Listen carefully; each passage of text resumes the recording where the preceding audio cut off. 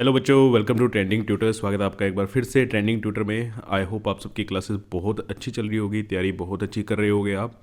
Paper अब पास आने ही वाले हैं, ठीक है। तो जो भी आपके डाउट्स हैं वो कमेंट सेक्शन में लिख देना। आज है हमारा प्रैक्टिस सेशन नंबर 19 और कार्बन एंड इट्स कंपाउंड के हम कुछ रिपीटेड क्वेश्चन, कुछ मोस्ट एक्सपेक्टेड क्वेश्चन, ठीक है, जो कॉन्सेप्ट बार बार आपके रिपीट होते हैं, बार बार पूछे जाते हैं, वो हम करने वाले हैं। और आई होप आपने इसका वन शॉट लेक्चर भी देख लिया होगा, ठीक है ना। वन शॉट लेक्चर भी इसका आ गया है, तो वन शॉट भी आपने देख लिया है। चलो क्वेश्चन लगाते हैं, और जिसने अभी तक चैनल सब्सक्राइब नहीं किया है तो सब्सक्राइब कर देना। नेक्स्ट सेशन के लिए भी आपके लिए फ्री कंटेंट यहाँ पे रहने वाला है। जो भी बच्चे पीसीएम मतलब साइंस अगर लेना चाहते हैं और जेई की तैयारी करना चाहते हैं, बिल्कुल सारा कंटेंट आपको फ्री में मिलेगा जैसे अभी मिलता आ रहा है। तो चलिए, पहला क्वेश्चन है, carbon compounds are good conductor of electricity. नहीं, गुड कंडक्टर तो ये नहीं होते इलेक्ट्रिसिटी के, ठीक है। Bad conductor of electricity, yes. Have strong force of attraction between their molecules. Molecules में स्ट्रॉन्ग फोर्स ऑफ अट्रैक्शन नहीं होता, ठीक है। मोलिक्यूल्स में वीक फोर्स ऑफ अट्रैक्शन होता है, ठीक है। तो क्या आ गया, सेकंड एंड फोर्थ। तो सेकंड एंड फोर्थ हमारा ऑप्शन नंबर सी, ठीक है। कोवलेंट बॉन्ड वैसे तो स्ट्रॉन्ग होता है, लेकिन ये एक मोलिक्यूल और दूसरे मोलिक्यूल के बीच में पूछ रहे हैं, वो इंटरमोलिकुलर फोर्सेज ऑफ अट्रैक्शन क्या होते हैं, वो वीक होता है। Next, structure of cyclohexane. Structure of cyclohexane, अब देखो एन है, एन का मतलब एन सफिक्स किसके लिए आता है, सिंगल बॉन्ड के लिए। एन सफिक्स किसके लिए आता है, सिंगल बॉन्ड के लिए। इसमें डबल बॉन्ड दिखाई दे रहा है, काट दो। इसमें ट्रिपल बॉन्ड दिखाई दे रहा है, काट दो। इसमें भी डबल बॉन्ड दिखाई दे रहे हैं, काट दो। ये क्या है, सिंगल बॉन्ड बचा है, तो ये क्या हो गया हमारा आंसर, ठीक है। तो ठीक है, तो एक एक चीज़ ना पहचाननी होती है कि अब हमें कहाँ से हिंट मिल रहा है। एन सिंगल बॉन्ड से आपको हिंट मिल गया। नेक्स्ट क्वेश्चन क्या है, the number of single and the double bond present in the molecule benzene. Benzene का स्ट्रक्चर बनाओ और उसमें डबल बॉन्ड और सिंगल बॉन्ड क्या कर लेते हैं, काउंट कर लेते हैं, ठीक है। तो चलो,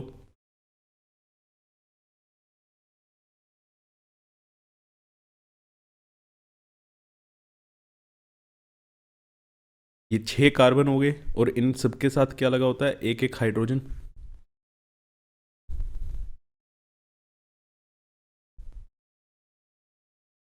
सबके साथ क्या हो गया, एक एक हाइड्रोजन हो गया। और ऑल्टरनेट क्या होते हैं, डबल बॉन्ड होते हैं। मान लो अगर यहाँ पे एक डबल बॉन्ड है, इसको छोड़ दो, फिर यहाँ पे एक डबल बॉन्ड हो जाएगा, फिर इसको छोड़ दो, एक डबल बॉन्ड यहाँ पे, ठीक है। तो हमें काउंट करने हैं सिंगल बॉन्ड कितने हैं और डबल बॉन्ड कितने हैं, ठीक है। तो सिंगल बॉन्ड देखो, एक, दो, तीन, चार, पाँच, छः, सात, आठ, नौ। नौ है हमारे पास सिंगल बॉन्ड, और डबल बॉन्ड कितने हैं, ठीक है। एक, दो, तीन, तीन है हमारे पास डबल बॉन्ड। तो 9 और 3, तो आंसर क्या आ जाएगा यहाँ पे, option number B. 9 single bond है और 3 क्या है, डबल बॉन्ड है, ठीक है बेटा। नेक्स्ट आपका सब्जेक्टिव है, more than 3 million carbon compounds have been discovered in the field of chemistry. The diversity of this compound is due to the capacity of the carbon atom for bonding with one another as well as other atoms. मतलब अपने आप से भी और दूसरे atom से भी ये क्या कर लेता है, जुड़ जाता है, बॉन्ड बना लेता है। Most of the carbon compounds are poor conductor of electricity and have low melting and boiling point. Write the molecular formula of the first 2 member of the homologous series of having functional group B R. B R मतलब halogen आपका लगा हुआ है, और halogen से कौन से compound बनते हैं आपके, हेलो एल्केन, ठीक है। हेलो एल्केन्स, ठीक है। हेलोजन लगाना है, और हेलोजन भी कौन सा लगाना है हमें, बी आर। जैसे फर्स्ट कंपाउंड क्या बनेगा, मतलब CH4 है, इसमें से एक हाइड्रोजन हटा दो और क्या लगा दो, बी आर लगा दो, तो ये क्या बन गया, CH3Br। तो एक तो ये हो गया। सेकंड में क्या बन जाएगा, C2H5Br। थर्ड क्या होगा, 3 कार्बन वाला, ठीक है, क्या हो जाएगा, C3H7Br। तो ये हो गए हमारे होमोलॉग्स, फंक्शनल ग्रुप Br के साथ। Okay, given below are the formula of some functional group, write the name of this functional group. यहाँ पे ये CHO, ठीक है, CHO क्या होता है भाई? एल्डिहाइड। ठीक है, CHO है ये, इसका नाम क्या होता है?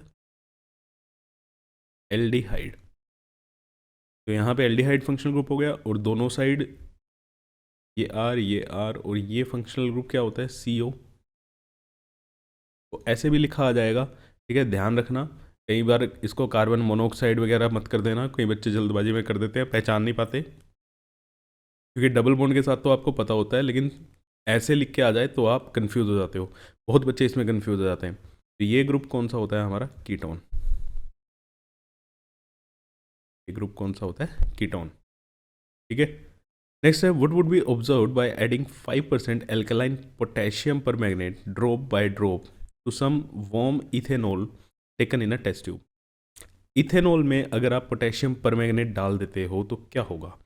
State the role of KMnO4 in the reaction, write the chemical reaction for the reaction involved। चलो लिख देते हैं, पोटेशियम परमैंगनेट KMnO4 किस तरह काम करेगा? यहाँ पे ऑक्सीडाइजिंग एजेंट की तरह काम करेगा। ठीक है, याद रखो, जैसे आपने एसिड बेस वाले में, मेटल और नॉन मेटल वाले में एक चीज़ याद रखी हुई है कि dilute HNO, concentrated HNO3, concentrated nitric acid क्या होता है? एक स्ट्रॉन्ग ऑक्सीडाइजिंग एजेंट होता है। वैसे ही ये potassium permanganate, alkaline potassium permanganate भी क्या होता है? एक स्ट्रॉन्ग ऑक्सीडाइजिंग एजेंट होता है। ठीक है, नेक्स्ट पेज पे हम इसकी रिएक्शन लिखते हैं। ये रिएक्शन बहुत बार आती है भाई, सबको पता है, तो इसीलिए मोस्ट रिपीटेड कॉन्सेप्ट्स आपके यही हैं। तो इथेनॉल C2H5OH में अगर आप एल्कलाइन KMnO4 डाल दो,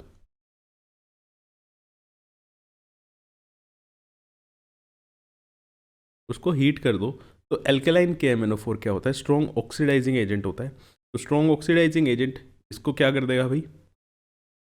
किसमें कन्वर्ट कर देगा ये? जल्दी से कमेंट करके बताओ। ठीक है, जल्दी से इसको कमेंट करना, वेरी गुड। ये इसको कार्बोक्सिलिक एसिड में कन्वर्ट कर देता है, CH3COOH। यहाँ पे ध्यान रखना है कि कार्बन एटम सेम रहने चाहिए। यहाँ पे भी 2 कार्बन एटम है, यहाँ पे भी क्या है? 2 कार्बन एटम है। क्लियर है? तो अब एक मैं आपके लिए नोट डाल के लिख देता हूँ यहाँ पे कुछ एक्स्ट्रा चीज़, कि आपके सिलेबस में कौन कौन से स्ट्रॉन्ग ऑक्सीडाइजिंग एजेंट हमें दिए हुए हैं।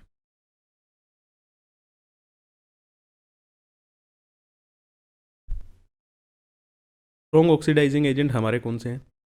लास्ट चैप्टर्स में आपने पढ़ा हुआ है कंसनट्रेटेड HNO3।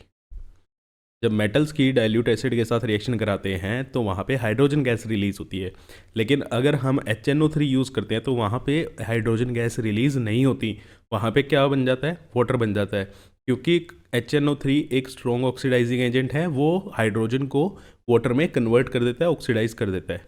ठीक है, नेक्स्ट आ गया आपका alkaline KMnO4, alkaline KMnO4। Next आ गया आपका एसिडिफाइड K2Cr2O7, एसिडिफाइड K2Cr2O7। ठीक है, ये कहाँ पे आपके सिलेबस में काम कर रहा है? ये अल्कोहल को, ठीक है, किस में कन्वर्ट कर देगा? ये कार्बोक्सिलिक एसिड में ये कन्वर्ट कर देगा। अल्कोहल के अंदर अगर आप कहीं पे भी, ठीक है, अब ये एक चीज़ आपको बताऊँ, ये क्लास 12th में भी आएगी आपकी, ये दोनों सेम एल्कलाइन KMnO4 K2Cr2O7, वहाँ पे भी डायरेक्टली अल्कोहल को कार्बोक्सिलिक एसिड में कन्वर्ट करना है तो ये डाल दो। ठीक है, जो बच्चे नॉन मेडिकल लेना चाहते हैं ना, वो ये देखो बेस चल रहा है, फिर मत कहना नहीं पड़ा, ये चीज़ भी सेम आएगी। कंसनट्रेटेड HNO3, कंसनट्रेटेड HNO3 भी स्ट्रॉन्ग ऑक्सीडाइजिंग एजेंट है, यहाँ पे अगर आप उसको भी डाल दोगे तब भी वो क्या हो जाएगा? CH3COH में कन्वर्ट हो जाएगा। ठीक है, मैं आपको एक रिएक्शन और करके बता देता हूँ, अगर किसी बच्चे को लगता है कि क्या अलग आ सकता है, तो यहाँ पे अगर हम कंसनट्रेटेड HNO3 यूज़ कर दें तो भी ये बेटा CH3COH ही बनेगा। ठीक है, थोड़ा सा एडवांस का कॉन्सेप्ट जिस बच्चे को लगता है कि बड़ा हल्का सा आता है, कॉन्सेप्ट यहाँ पे ये है कि एल्कोहल को कार्बोक्सिलिक एसिड में डायरेक्टली कन्वर्ट करना है तो स्ट्रॉन्ग ऑक्सीडाइजिंग एजेंट आप यूज़ कर सकते हो, और हमारे पास कंसनट्रेटेड HNO3 भी एक स्ट्रॉन्ग ऑक्सीडाइजिंग एजेंट है, तो इसको भी अगर आप डालोगे तो भी आपका यही प्रोडक्ट बनेगा। क्लियर है बेटा? ये क्लास 12th में भी आपका सेम आएगा। ओके, चलो क्वेश्चन पे चलते हैं हम, बहुत ज्ञान हो गया। Next, write the name of the compound form when ethanol is heated at 443 kelvin temperature with the excess of concentrated H2SO4. What is the role of H2SO4 in the reaction? Write the chemical equation for the reaction involved. चलो इसको भी करते हैं। अब हमें क्या करना है, इथेनॉल के साथ किसकी रिएक्शन करानी है, मतलब इथेनॉल में, सॉरी फॉर्मूले से लिखते हैं, C2H5OH, C2H5OH में अगर आप कंसनट्रेटेड H2SO4 डाल दो और उसको हीट करा दो 443 केल्विन पे। अब कंसनट्रेटेड H2SO4 यहाँ पे किस तरह काम करेगा, डिहाइड्रेटिंग एजेंट की तरह। डिहाइड्रेटिंग एजेंट का काम क्या है, पानी निकाल देता है, ये वाटर का रिमूवल। तो वाटर का रिमूव कर देगा तो यहाँ पे आपकी क्या बनेगी, इथीन बन जाएगा, और आपका वाटर अलग हो गया। कैसे? तो अगर हम ऐसे लिखें CH3CH2OH, तो यहाँ से ये क्या हो गया, आपका वाटर रिमूव हो गया। ठीक है, तो क्या बचा, 2 कार्बन और 4 हाइड्रोजन, 2 कार्बन 4 हाइड्रोजन, और उनके बीच में क्या आ जाएगा, डबल बॉन्ड आ जाएगा। ये आपका क्या बन गया, इथीन बन गया। अगेन क्लास 12th में फिर से आएगी ये चीज़। ठीक है, जो आपने क्लास 9th में पढ़ा हुआ है वो क्लास 11th में रिपीट होएगा, जो आपने क्लास 10th में पढ़ा हुआ है वो क्लास 12th में जाके फिर से रिपीट होएगा। क्लियर है? अब H2SO4, कंसनट्रेटेड H2SO4, ध्यान रखो किस तरह से काम करेगा, डिहाइड्रेटिंग एजेंट की तरह काम करेगा, डिहाइड्रेटिंग एजेंट की तरह ये काम करेगा। चलो भाई next, write the chemical equation for combustion of methane. Methane का क्या कराना है, कंबशन। अब मीथेन एक हाइड्रोकार्बन है, हाइड्रोकार्बन का अगर आप कंबशन कराओगे तो बेटा आपको पता है क्या बनता है, कार्बन डाइऑक्साइड एंड वाटर, और हीट रिलीज होती है, लाइट रिलीज होती है। Clear?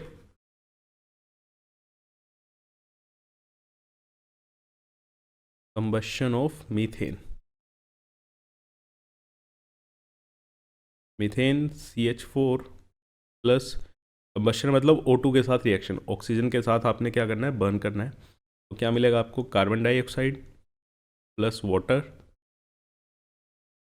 Plus heat plus light. ये बैलेंस आपको करनी है रिएक्शन, मैं बार बार कहता हूँ बैलेंस करके आना। नेक्स्ट है ऑक्सीडेशन ऑफ इथेनॉल है यहाँ पे, ठीक है, ऑक्सीडेशन ऑफ इथेनॉल।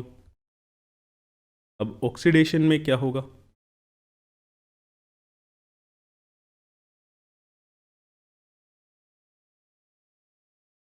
अभी आपने किया है ऑक्सीडेशन में क्या, ठीक है, जो एल्केलाइन KMnO4 वाला किया, कंसनट्रेटेड HNO3 वाला किया, वो क्या था, ऑक्सीडेशन ही तो था। वो एक स्ट्रॉन्ग ऑक्सीडाइजिंग एजेंट होते हैं, तो ऑक्सीडाइजिंग एजेंट का काम क्या है, ऑक्सीजन को ऐड करना, और ऑक्सीजन को ऐड करने को ही हम क्या बोलते हैं, ऑक्सीडेशन। यहाँ पे फिर से यूज़ कर देते हैं एल्केलाइन KMnO4, ये क्या बन जाएगा, CH3COOH। ठीक है, नेक्स्ट है हमारा हाइड्रोजिनेशन ऑफ इथीन। हाइड्रोजिनेशन का मतलब क्या है, हाइड्रोजन ऐड करना। हाइड्रोजिनेशन का मतलब क्या है, हाइड्रोजन ऐड करना। हाइड्रोजिनेशन ऑफ इथीन, इथीन क्या होगा, CH2 double bond CH2 plus hydrogen. Hydrogen add करना है तो यहाँ पे कोई ना कोई कैटलिस्ट यूज़ करना पड़ेगा, निकल कर लो पहले, प्लेटिनम कर लो, पैलेडियम कर लो, कुछ भी आपको कैटलिस्ट यूज़ करना पड़ेगा। और इसको कैटालिटिक रिडक्शन भी बोलते हैं। हाइड्रोजन का ऐड होना क्या कहलाता है? रिडक्शन कहलाता है।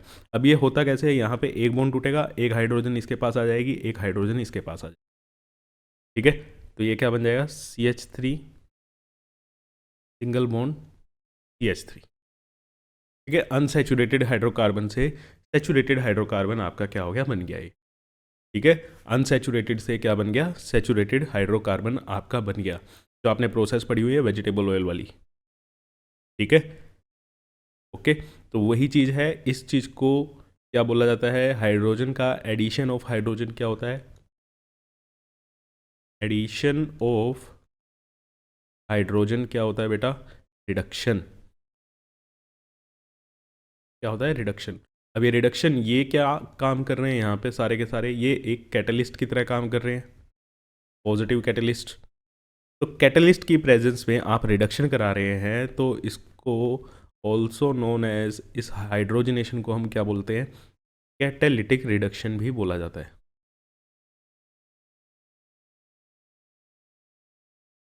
क्या बोला जाता है? Catalytic reduction. क्लियर? अगर ये वर्ड भी आ जाए कि कैटालिटिक रिडक्शन क्या होता है, तो सिंपल सी बात है, हाइड्रोजनेशन को कैटालिटिक रिडक्शन बोला जाता है, okay. Last sorry next reaction क्या थी हमारी? Esterification reaction. एस्टेरिफिकेशन रिएक्शन क्या होती है? एस्टर बनाने की जो प्रोसेस होती है उसको एस्टेरिफिकेशन बोलते हैं। क्या है एस्टेरिफिकेशन? एस्टेरिफिकेशन में करना क्या है? अल्कोहल और कार्बोक्सिलिक एसिड मिलके, जैसे चलो CH3 CH2 OH plus CH3COO, ये दोनों, यहाँ से आपका OH हटेगा और यहाँ से आपका क्या हटेगा? हाइड्रोजन हटा दो। अल्कोहल से हाइड्रोजन और कार्बोक्सिलिक एसिड से OH, तो फिर इधर CH3CO, ये इतना हमने लिख दिया, इसको उल्टा करके लिख दो OC2H5, ठीक है। ये क्या बन गया आपका? इसे हम बोलते हैं एस्टर। इसे हम क्या बोलते हैं? एस्टर। और OH और H ये मिलके क्या बना लेंगे? वाटर। ये इन्होंने मिलके क्या बना लिया? वाटर रिलीज हो गया यहाँ पे। तो ये होती है आपकी esterification reaction. Sweet smelling compounds होते हैं, आपको पता है, और किस में यूज़ किया जाता है? परफ्यूम इंडस्ट्री वगैरह में यूज़ किए जाते हैं। नेक्स्ट आपकी रिएक्शन है इसमें स्पोनिफिकेशन, सोप बनाने की। सोप्स क्या होते हैं? सोप्स होते हैं सोडियम या potassium salts of carboxylic acid, ठीक है, सोडियम या potassium salts of carboxylic acid. तो एस्टर जो ये हमारा बना CH3COO C2H5, ठीक है, इसकी अगर आप रिएक्शन करा दो स्ट्रॉन्ग बेस के साथ और इसको हीट कर दो, तो क्या कर दो? हीट कर दो, तो यहाँ से ये वाला पार्ट अलग हो जाएगा, ठीक है, C2H5O माइनस, और यहाँ से Na प्लस और OH माइनस। तो यहाँ पे आपको क्या मिलेगा? CH3C, एक तो इसके साथ, सॉरी यहाँ पे ये नहीं, H आ जाएगा यहाँ से, H प्लस CH3COO Na और C2H5OH, C2H5, ये आपका अल्कोहल मिल गया, इथेनॉल। और ये क्या बन गया? ये आपका क्या बना है? सोडियम इथेनोएट, एसीटेट भी बोल सकते हो, इथेनोएट भी बोल सकते हो। अब ये है क्या? ये है sodium salt of carboxylic acid, sodium salt of carboxylic acid, और इसी को हम क्या कहते हैं? सोप, ठीक है।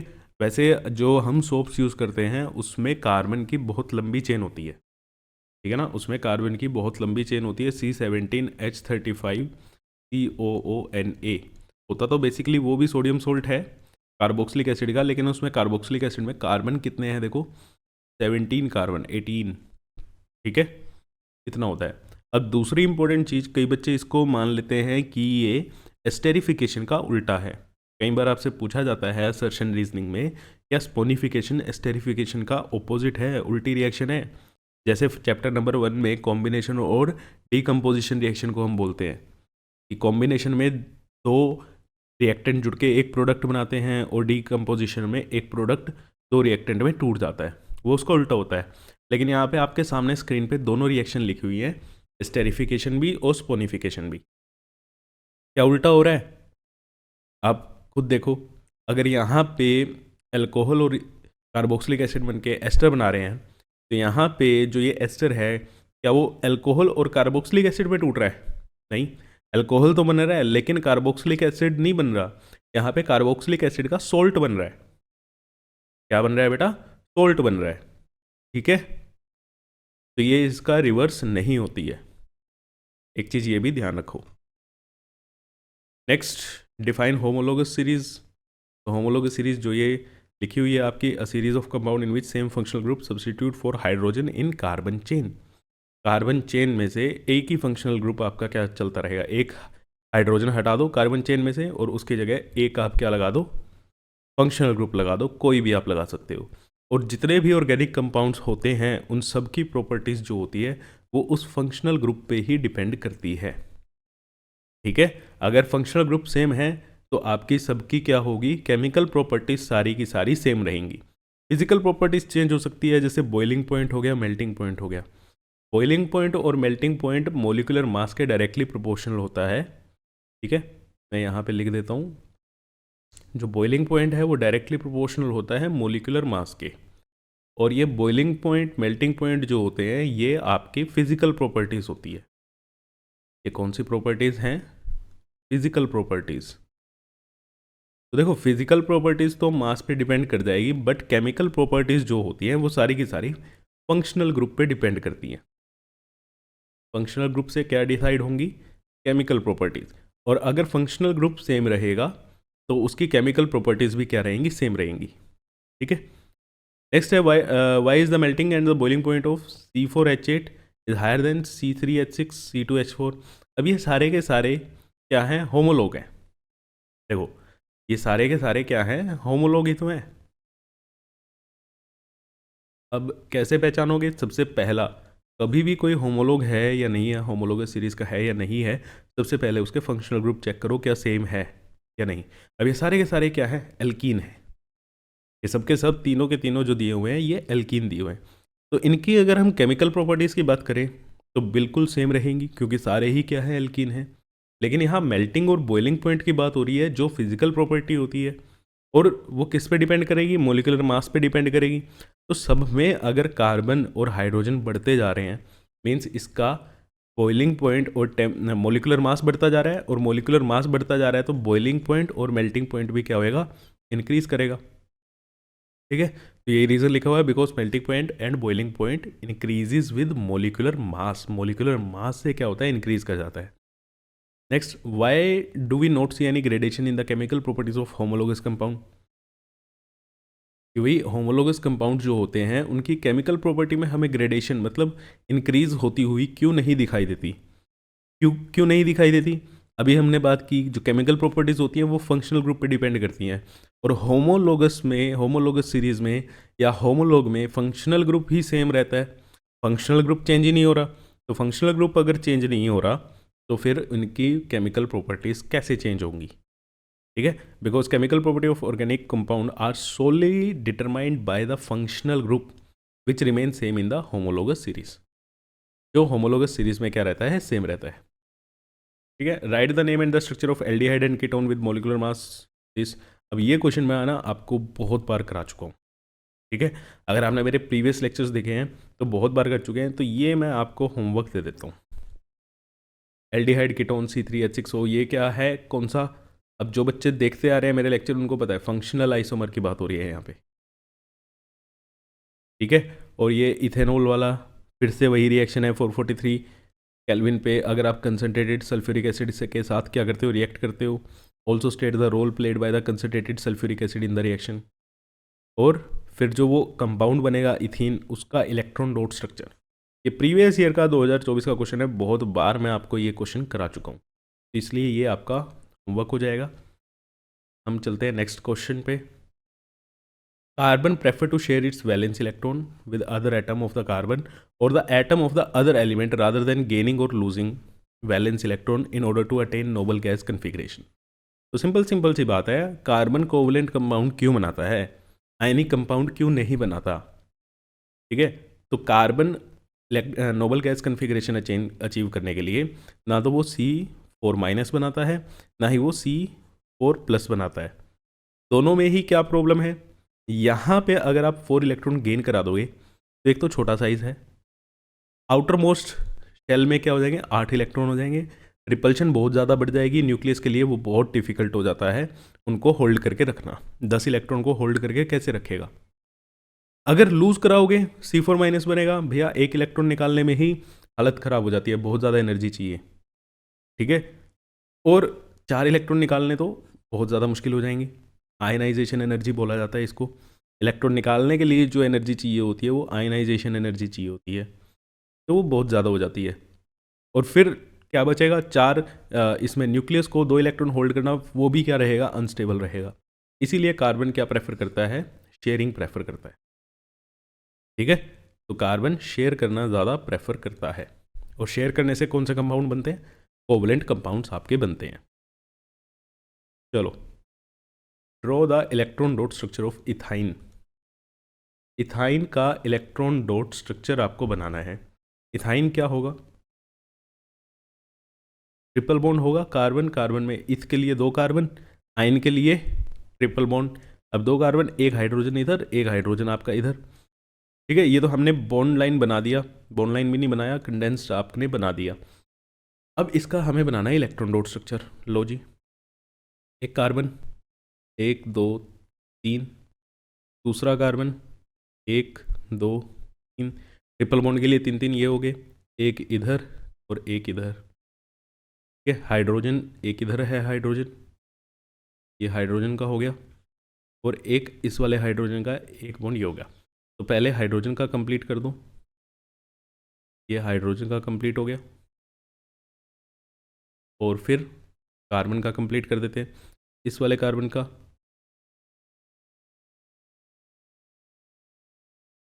2 और 3 5 और 3 8। ठीक है, अब दूसरे वाले कार्बन का भी कर देते हैं।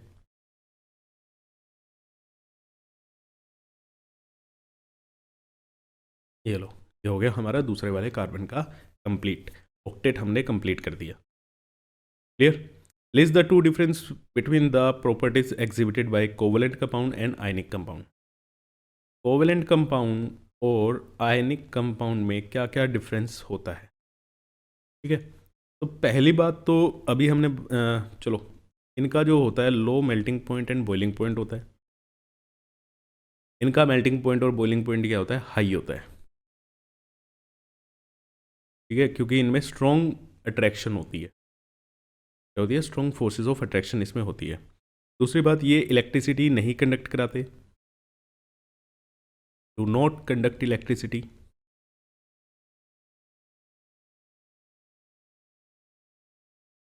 ये कंडक्ट कराते हैं, डू कंडक्ट।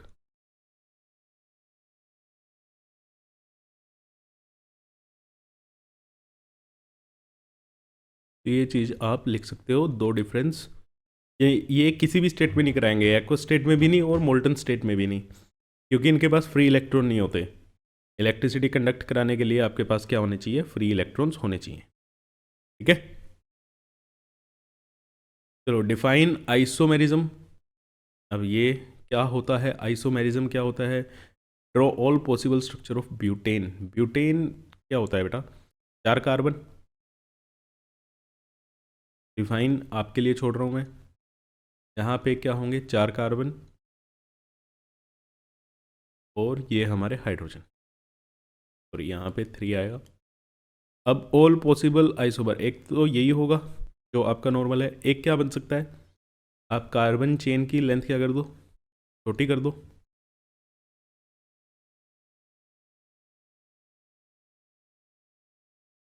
पहले 4 कार्बन की चेन थी, अब हमने 3 कार्बन की चेन कर दी, क्या ऐसा कर सकते हैं 2 कार्बन की चेन हो जाए? अगर आप ऐसा सोच रहे हो कि 2 कार्बन की चेन हो जाए, 2 ऐसे लग जाएं, तब भी वो चीज़ नहीं है, ये चीज़ सेम ही है। ठीक है, तो आपके लिए यही बनेंगे स्ट्रक्चर आइसोमर, 2 आइसोमर आपके बन गए ब्यूटेन के। अब इनका IUPAC करके देखोगे तो वो आपका अलग अलग आएगा। नेक्स्ट कह रहे हैं ए compound x on combustion gives yellow flame with a lot of smoke, what inference would you draw from this statement? अब इस स्टेटमेंट से आपको क्या पता चलता है? हमें यह पता चलता है कि जो एक्स होगा, ठीक है, वो क्या होगा भाई? वो एक अनसैचुरेटेड हाइड्रोकार्बन होगा। क्या होगा? Unsaturated hydrocarbon. क्यों? देखो, अनसैचुरेटेड हाइड्रोकार्बन ही एक सूटी फ्लेम के साथ बर्न करते हैं, ठीक है, जिसमें मतलब धुआं निकलता है। ठीक है, येलो कलर की फ्लेम होगी और उसमें ब्लैक ब्लैक क्या निकलेगा? आपका स्मोक निकलेगा।